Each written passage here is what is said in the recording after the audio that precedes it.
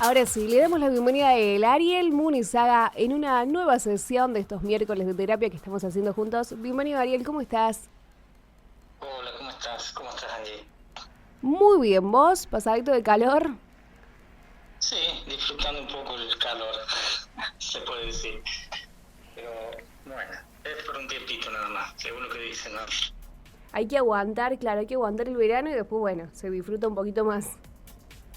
Exacto. Bueno, Ariel, ¿te parece que arranquemos? Nos habían quedado ahí unos temitas en el tintero, referido a la semana pasada, referido a las heridas de la infancia. ¿Te parece que arranquemos con eso? Sí, sí, si arrancamos un poco. La semana pasada vimos dos características de estas heridas, que era la herida de rechazo y la herida de abandono. Digamos que son como digamos, las características que cada uno puede tener, ¿no? En mayor o menor medida.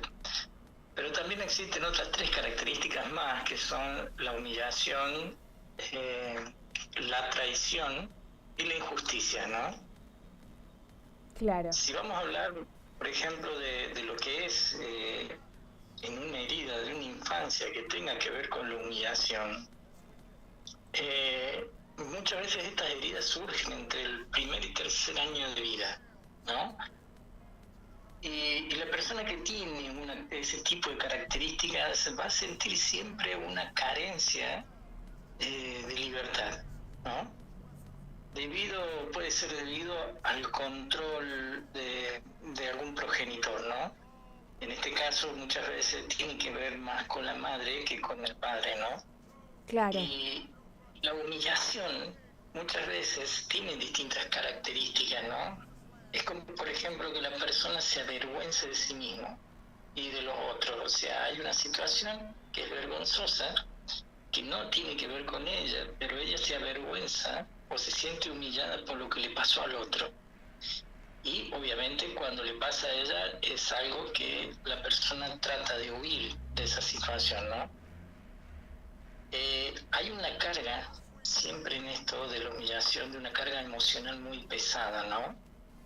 Y por algo la persona va a generar una situación siempre en su vida de control de los demás. O sea, es como que tengo que tener el control de todo lo que hacen acá, ¿no?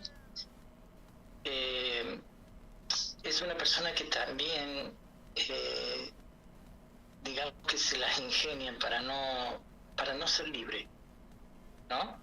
Sí. Porque significaría que ser libre para esa persona sería ser como algo así como ilimitado, ¿no? Entonces, si hay humillación, la humillación es un control y el control tiene que tener límite, ¿no? Entonces, cada vez que esas personas vayan a vivir una situación en donde es como una libertad de algo, la persona va a tratar de eh, sabotear esa situación, ¿no? Es sabotear y ponerse situaciones limitantes, ¿no? Es como que si me regalan las vacaciones y eso para mí es la libertad porque me voy solo, quiero hacer lo que quiero. Y en ese momento el inconsciente de la persona, al ser una persona humillada, también es carente, ¿no? Entonces va a sabotearse a sí misma esa libertad. No sé, se va a enfermar Claro, 3 días volvemos antes. a, volvemos a esto mismo de que hablábamos la semana pasada, del sentir que no mereces quizás las cosas buenas de la vida, ¿no? Exacto, exacto.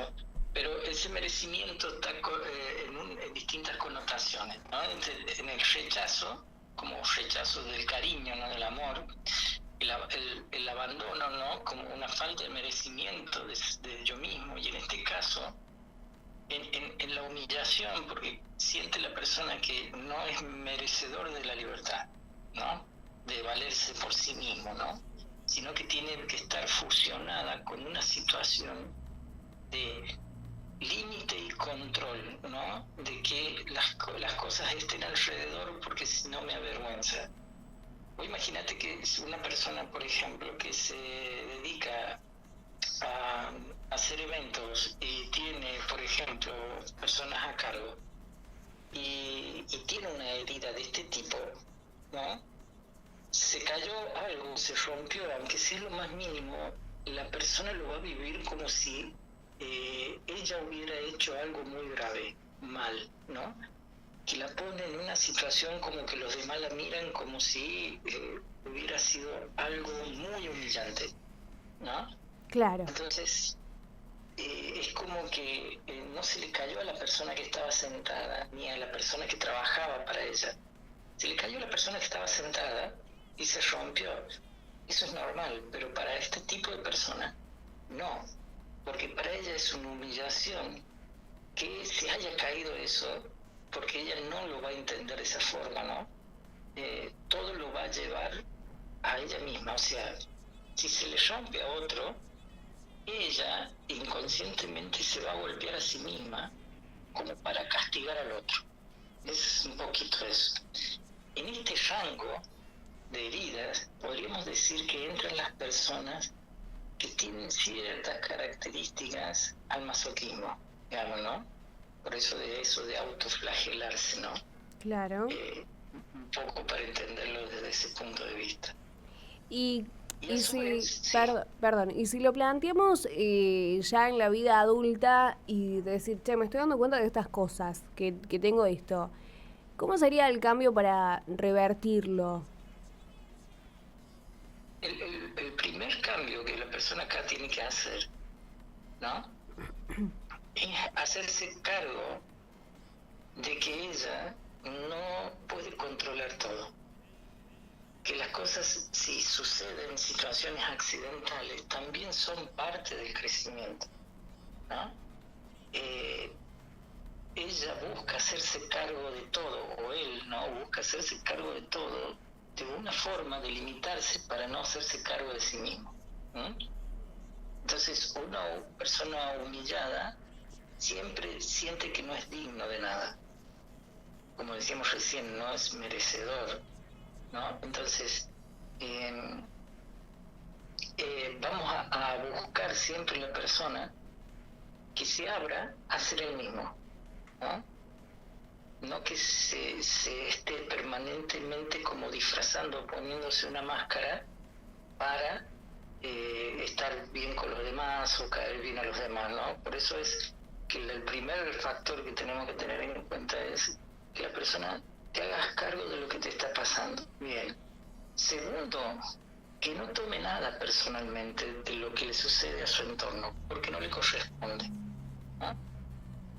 Y tercero, ahí comienza el trabajo de aceptación de que ella merece tener situaciones mucho mayores de las que tiene, ¿no?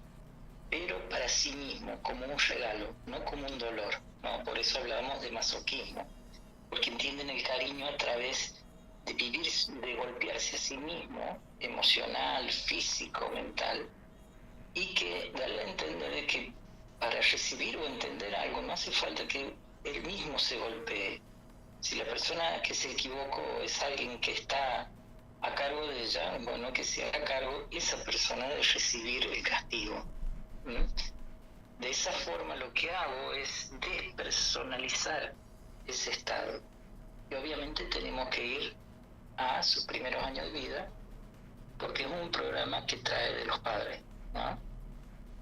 Se le entender que esa característica de humillación también la vivieron sus padres y que no le corresponde cargarla. En ese sentido ya entendemos lo que es la humillación.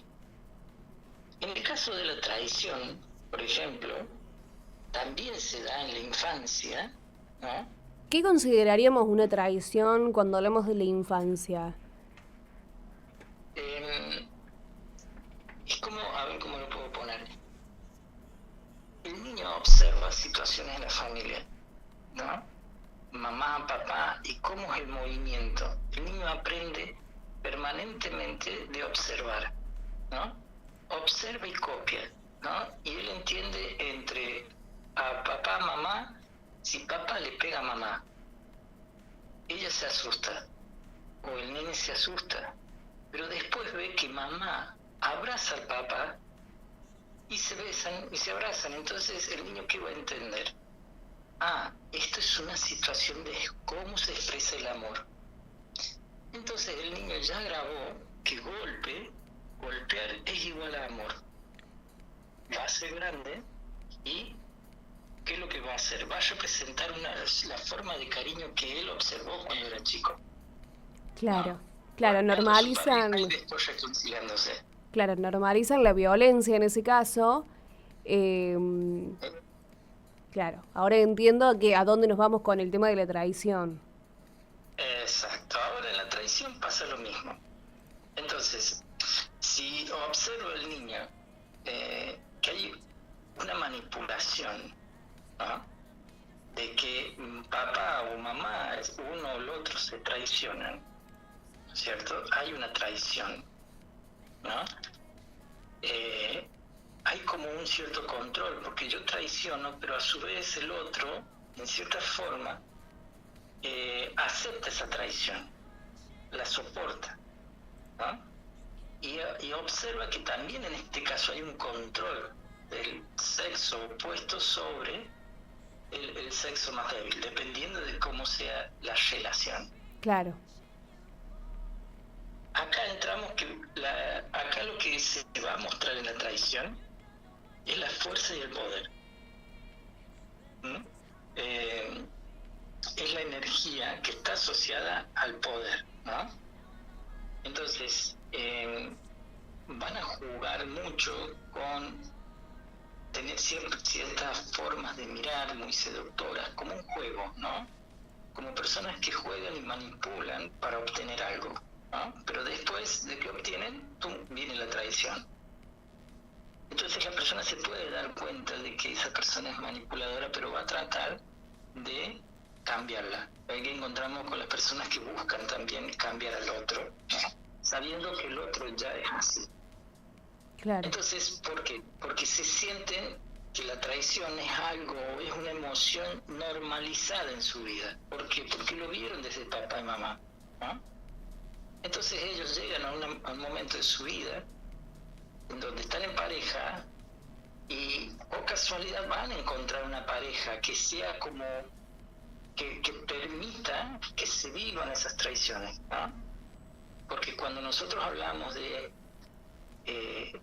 fuerza y poder, estamos hablando también de la fuerza del hombre en relación a la mujer que tenga que ver con la sexualidad, o la mujer también desde su poder de ejercer la manipulación sobre el hombre, ¿no? Depende cómo se dé el caso. Entonces empiezan los juegos, ¿no? De una seducción que esconde algo que viene por detrás, ¿no? Esto es como cuando vemos personas que decimos, esta persona no me cierra, no sé, no le hablan, te hablan con un estado así como de querer convencerte, de seducirte a que hagas algo, pero hay algo adentro que te da un cierto rechazo, ¿no?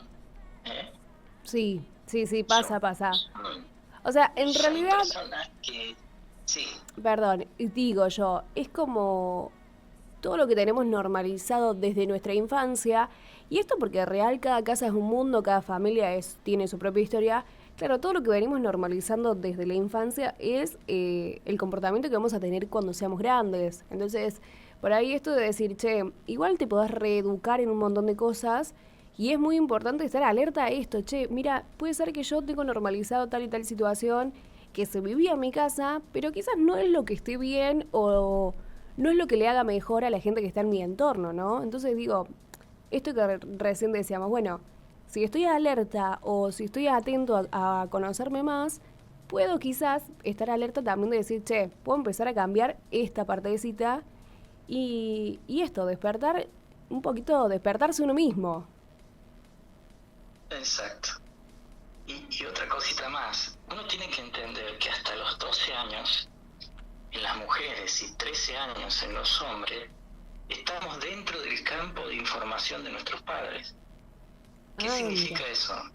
Que todas las vivencias que viven, todas situaciones emocionales, tanto de salud, de trabajo, de pareja, es como que uno es como una esponja que absorbe todas esas situaciones como programas. ¿Mm? Entonces, después que se separan los campos de energía, o sea, los campos de información, que es cuando entramos a la adolescencia y empieza el cambio hormonal, por eso ahí aparece el rechazo del hijo con la mamá o la hija con el papá, el distanciamiento, es ahí donde nosotros nos llevamos toda la información y obviamente que comenzamos a vivir situaciones muy similares a nuestros padres, entonces el mecanismo de defensa o de cómo yo puedo entender esa situación van a ser las emociones que ellos nos trasladaron como una información. Entonces siempre hay que tener en cuenta de que cuando hay heridas de la infancia, aprendamos a entender de que no somos culpables totalmente. Digamos, hay una parte nuestra que es el que por ahí la trata de arraigar más esa emoción y otra que es una cuestión heredada.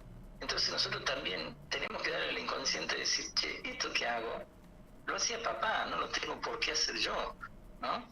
Entonces buscar ayuda, o un psicólogo, un terapeuta, ¿no? Que te ayude a sanar esas heridas, a entenderlas, devolverlas al lugar que corresponden, ¿no? Sanar la infancia implica sanar tu salud, tu dinero, tu pareja y que tengas éxito cuando seas adulto, ¿no? Entonces eso implica, ¿no? Que muchas veces cuando estamos hablando de la traición, nos terminamos traicionando nosotros mismos y posiblemente hay mucha gente que uno los ve con un potencial de éxito, pero en el camino le sucede algo, es como un autosabotaje, ¿no?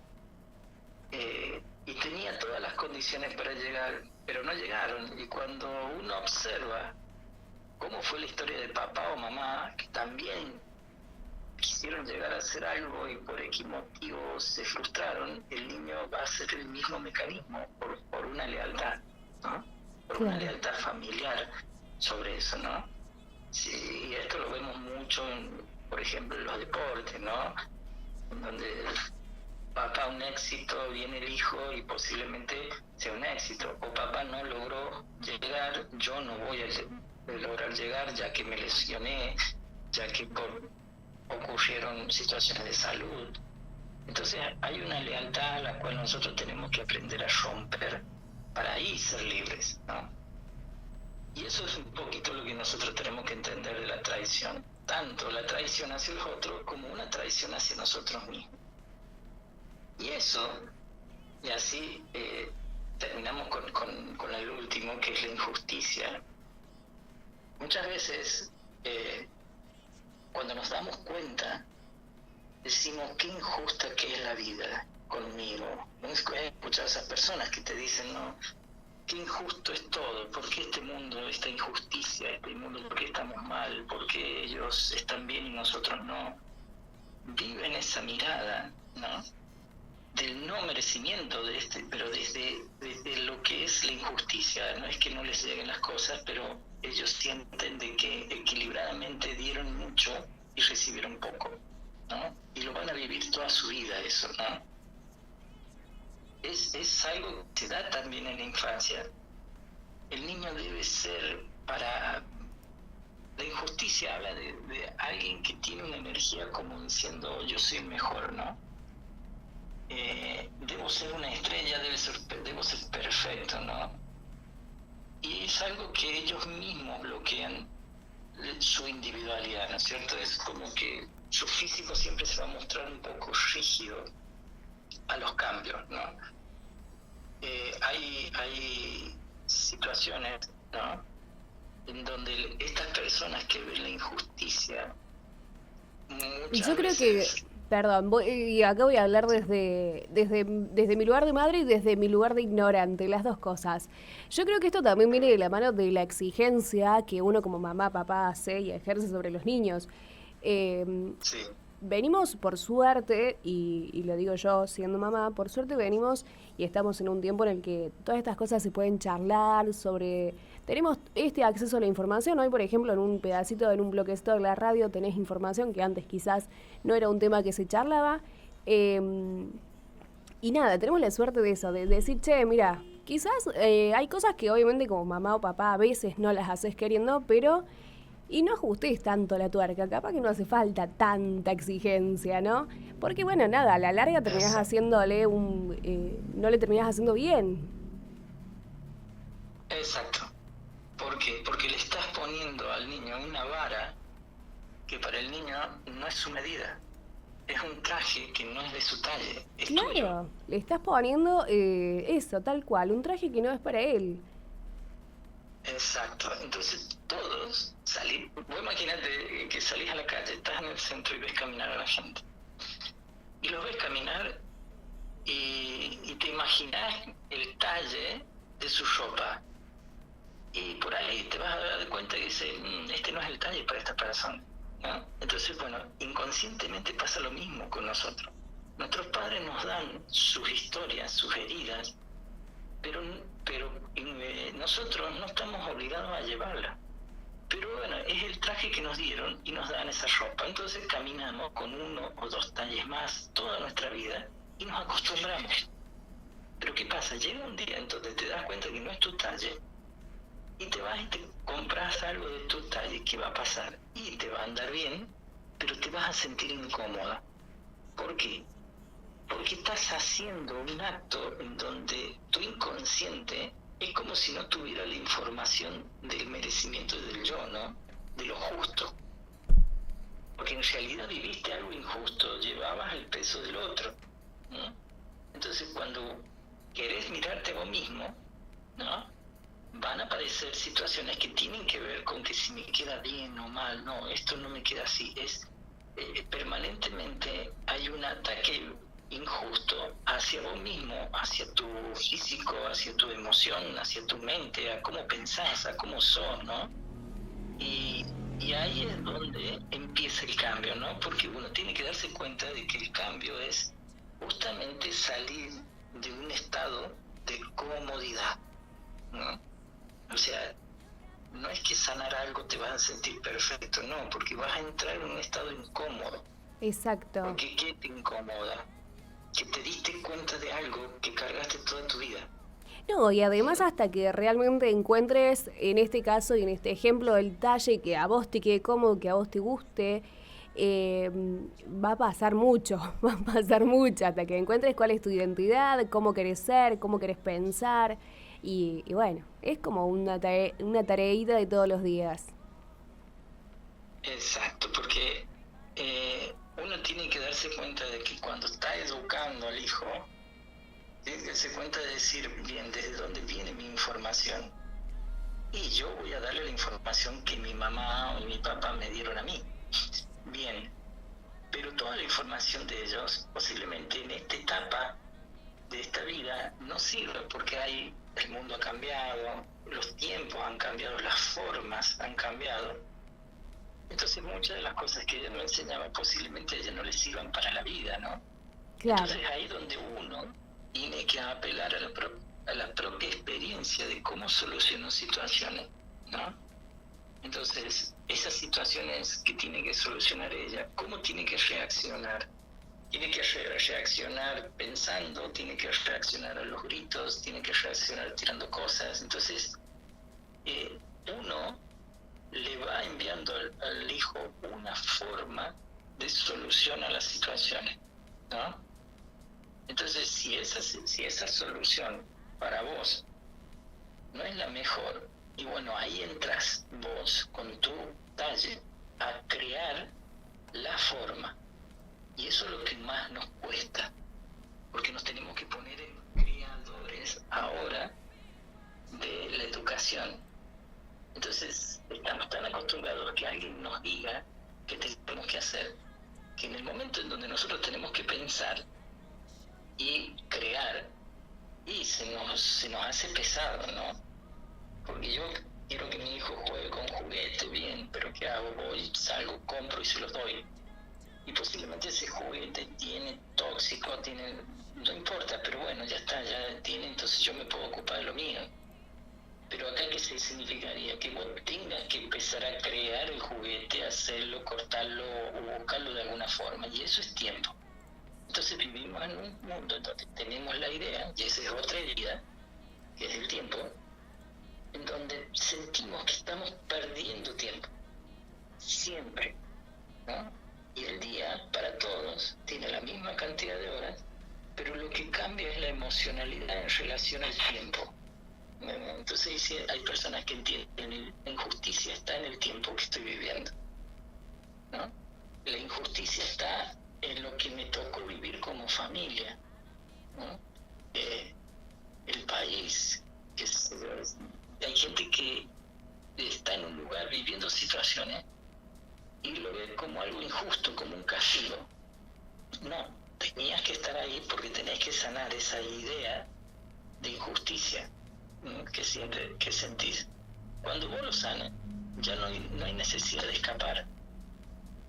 Lo que hay es que el camino se abre a que vos te puedas desarrollar, pero de forma más consciente en eso de ser perfecto, pero en el sentido de que soy yo perfecto de por sí como soy, no busco disfrazarme, ¿no?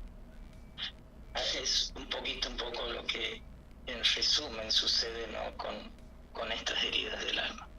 Que es un montón, Así que nos dejás tareita para ir pensando e ir procesando hasta el próximo miércoles que te encontremos de nuevo por acá, Ariel.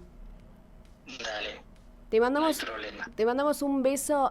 Nada, cuídate del solcito, cuídate del calor que afuera está heavy. Bien.